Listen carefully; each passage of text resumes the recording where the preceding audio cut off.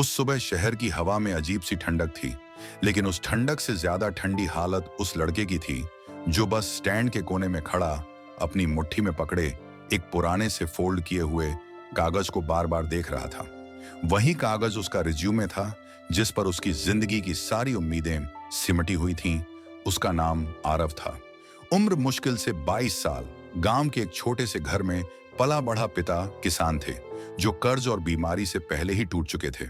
मां ने घरों में काम करके जैसे तैसे उसे पढ़ाया था। आरव ने पढ़ाई के साथ साथ मजदूरी भी की थी।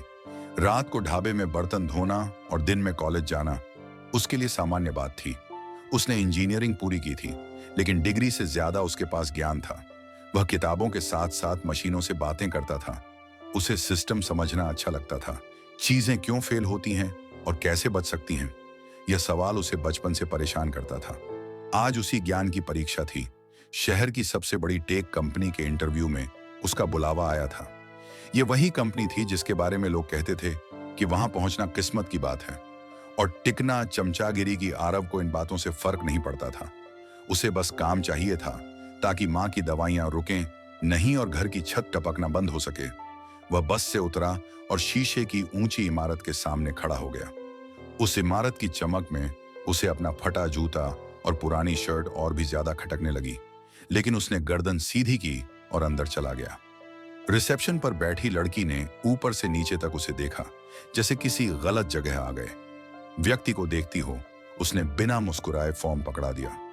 आरव ने चुपचाप भर दिया। वेटिंग एरिया में बैठे बाकी उम्मीदवार ब्रांडेड सूट में थे, मोबाइल पर बात कर रहे थे। कोई हंस रहा था, कोई अपने प्रोजेक्ट्स की डींगे मार रहा था। आरव एक कोने में बैठा रहा। उसकी आंखें फर्श पर थीं, लेकिन दिमाग पूरी तरह जाग रहा था। उसे पता नहीं था कि यह जगह उसकी जिंदगी बदलने वाली है या उसे और तोड़ने वाली है। कुछ देर बाद उसका नाम पुकारा गया। कॉन्फ्रेंस रूम के दरवाजे खुले। अंदर 5 लोग बैठे थे। बीच में कंपनी का सीनियर मैनेजर था, जिसका चेहरा आत्मविश्वास से भरा हुआ और आंखों में अहंकार साफ दिखता था। जैसे ही आरव अंदर आया, उसकी नजर सबसे पहले उसके कपड़ों पर गई, फिर उसके जूतों पर, फिर हल्की सी मुस्कान आई जो असल में तंज थी। सवाल शुरू हुए। कॉलेज कहां से किया? मार्क्स कितने थे? किसी ने उसकी बात ध्यान से नहीं सुनी। हर जवाब के बीच में कोई ना कोई टोक देता। कभी अंग्रेजी पर हंसते, कभी उसके प्रोजेक्ट को छोटा बताते। एक मैनेजर ने मजाक में कहा कि इतनी साधारण पृष्ठभूमि से आकर इतनी बड़ी कंपनी का सपना देखना भी साहस है। कमरे में हंसी गूंज गई। आरव के कान गर्म हो गए, लेकिन उसने सिर झुकाया नहीं। वह जानता था कि यह हंसी उसकी काबिलियत नहीं, उसकी गरीबी पर है। एक सवाल आया सिस्टम फेलियर पर। आरव ने विस्तार से जवाब देना शुरू किया, लेकिन बीच में उसे रोक दिया गया। कहा गया कि यहां थ्योरी नहीं, प्रैक्टिकल चाहिए। फिर वही मैनेजर बोला कि तुम्हारे जैसे लड़के डेटा एंट्री के लिए ठीक रहते हैं, इंजीनियरिंग यहां नहीं चलती। फिर उसने हंसते हुए कहा कि इंटरव्यू का समय बर्बाद मत करो, बाहर बहुत लोग लाइन में हैं। आरव की उंगलियां कांप गईं, लेकिन उसने आखिरी बार कमरे को देखा। उसकी नजर एक स्क्रीन पर पड़ी, जहां कंपनी के सर्वर आर्किटेक्चर का एक डायग्राम खुला हुआ था। शायद किसी मीटिंग से छूट गया था। आरव की आंखें ठहर गईं। उसने एक सेकंड में कुछ नोटिस किया जो वहां बैठे 5 लोग नहीं कर पाए थे। वह कुछ बोलना चाहता था, लेकिन उसे इशारे से बाहर जाने को कहा गया। वह चुपचाप मुड़ा, लेकिन दरवाजे तक पहुंचते पहुंचते उसने धीमी आवाज में कहा कि उस आर्किटेक्चर में एक गंभीर खामी है। कमरे में सन्नाटा छा गया। किसी ने तीखे स्वर में पूछा कि क्या कहा? आरव रुका। उसने समझाया कि जिस तरह से बैकअप सर्वर को कॉन्फ़िगर किया गया है, उससे एक ही पॉइंट ऑफ फेलियर बन रहा है, और अगर लोड बढ़ा तो पूरा सिस्टम कुछ मिनटों में डाउन हो सकता है। फिर वही हंसी लौटी।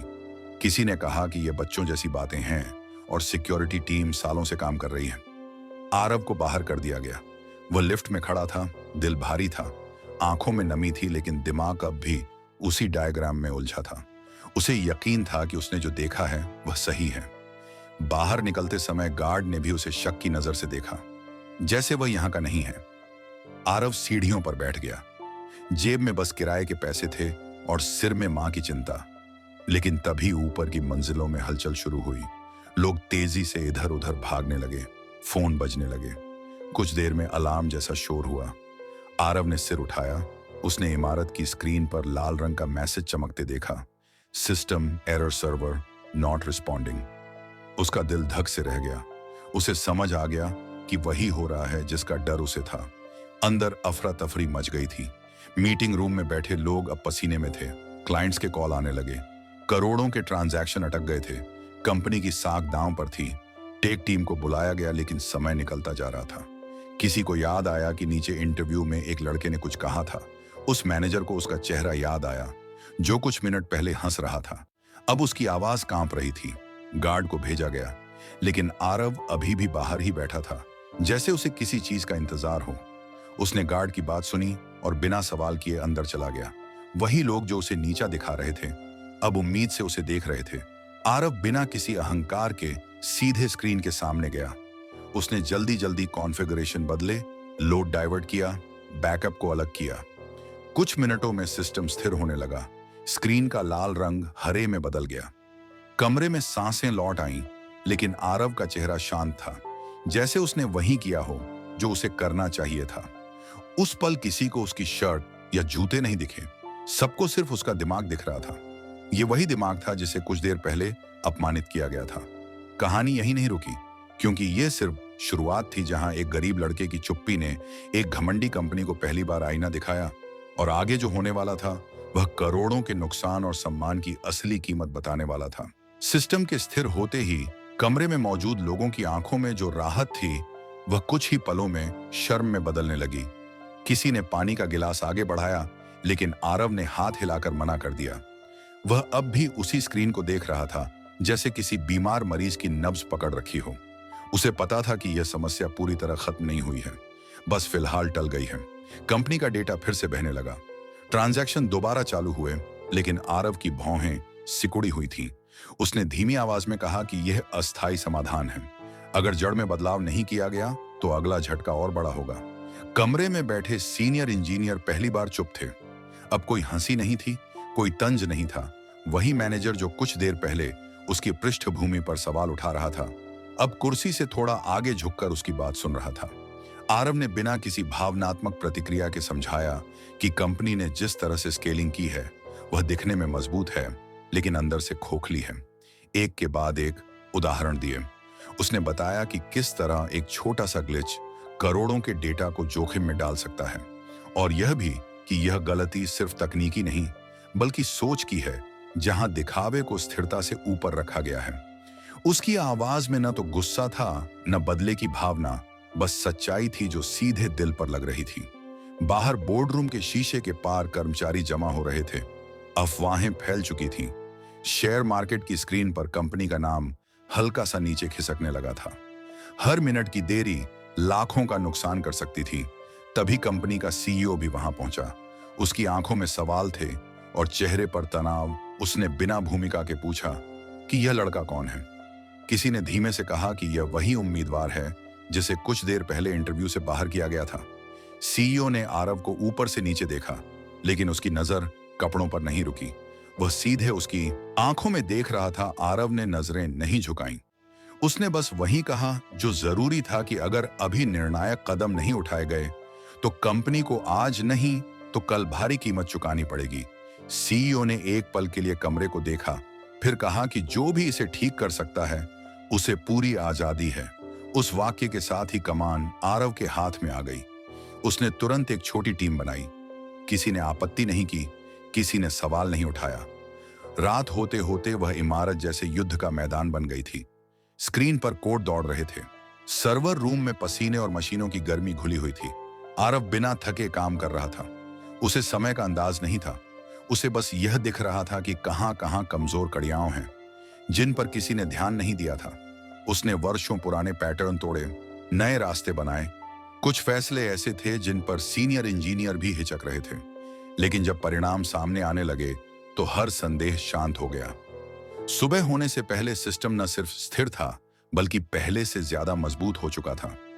डेटा लॉस का खतरा टल चुका था, और जो नुकसान होने वाला था वह बच गया। करोड़ों की बचत सिर्फ पैसों की नहीं थी, बल्कि भरोसे की थी। बोर्डरूम में दोबारा मीटिंग हुई। इस बार माहौल अलग था। आरव को बीच में बैठाया गया, वही कुर्सी जिस पर कुछ घंटे पहले घमंड बैठा था। अब खाली थी। सीईओ ने सीधे कहा कि कंपनी ने आज एक बड़ी गलती की और उससे भी बड़ा सबक सीखा। उसने आरव से पूछा कि वह क्या चाहता है। आरव कुछ पल चुप रहा, फिर बोला कि उसे किसी पद का लालच नहीं है। उसे बस यह चाहिए कि इस कंपनी में काबिलियत को कपड़ों से न तौला जाए और सिस्टम को अहंकार से नहीं समझा जाए। कमरे में सन्नाटा था, लेकिन वह सन्नाटा सम्मान का था। कुछ ही देर में ऑफर लेटर सामने रखा गया, ऐसा ऑन ऑफर जो आमतौर पर सालों के अनुभव वालों को मिलता है। लेकिन आरव ने उस कागज को तुरंत नहीं उठाया। उसने एक शर्त रखी कि कंपनी को अपने इंटरव्यू सिस्टम में बदलाव करना होगा ताकि किसी और को उसके जैसा अपमान न झेलना पड़े। यह बात कई लोगों को चुभी, लेकिन सीईओ ने बिना देर किए हामी भरी। उस दिन कंपनी ने सिर्फ एक कर्मचारी नहीं पाया, बल्कि अपनी दिशा बदली।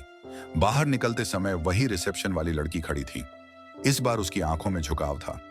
आरव ने हल्की सी मुस्कान दी, लेकिन वह मुस्कान जीत की नहीं थी, वह मुस्कान सुकून की थी, क्योंकि उसे पता था कि यह लड़ाई सिर्फ उसकी नहीं थी, वह उन सभी की थी जिन्हें कभी कमतर समझा गया था। और कहानी अभी बाकी थी, क्योंकि असली इम्तिहान अब शुरू होने वाला था, जहां एक गरीब लड़के की समझ सिर्फ सिस्टम ही नहीं, सोच भी बदलने वाली थी। कंपनी में बदलाव की प्रक्रिया शुरू हो चुकी थी, लेकिन आरव के लिए यह सब किसी उत्सव जैसा नहीं था। अगले कुछ हफ्तों तक वह रोज सुबह उसी सादगी से आता और देर रात तक काम करता रहा। अब उसके पास केबिन था, लेकिन वह ज्यादातर सर्वर रूम या टीम के बीच ही बैठा रहता था। धीरे धीरे लोगों को समझ आने लगा कि यह लड़का पद से नहीं, प्रक्रिया से नेतृत्व करता है। उसकी सबसे बड़ी परीक्षा तब आई जब कंपनी को एक अंतरराष्ट्रीय क्लाइंट का प्रोजेक्ट मिला, जिसकी वैल्यू इतनी बड़ी थी कि असफलता कंपनी को फिर से उसी कगार पर ले जा सकती थी जहां से वह मुश्किल से लौटी थी। पुराने मैनेजर्स इसे दिखावे का मौका मान रहे थे, लेकिन आरव को इसमें वही पुरानी गलती की गंध आ रही थी। उसने शुरुआत में ही साफ कहा कि अगर सिस्टम को जड़ से नहीं समझा गया तो यह प्रोजेक्ट अंदर ही अंदर कंपनी को खोखला कर देगा। कई लोगों को उसकी यह बात डरपोक लगी। कुछ ने कहा कि वह जरूरत से ज्यादा सावधान है, लेकिन इस बार सीईओ ने उसकी बात सुनी। आरव ने पूरे ढांचे की दोबारा जांच करवाई, हर टीम को यह समझाया कि सिर्फ डेडलाइन नहीं, बल्कि स्थिरता जरूरी है। काम धीमा हुआ, लेकिन मजबूत हुआ।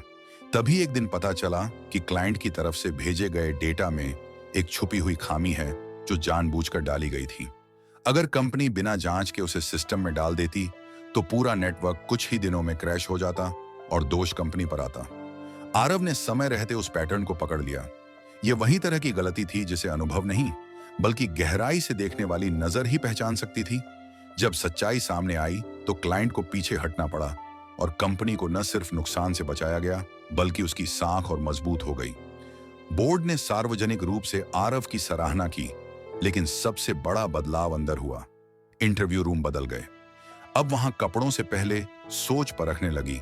मैनेजर्स को ट्रेनिंग दी गई कि कैसे पूर्वाग्रह से बाहर निकलकर टैलेंट पहचाना जाए।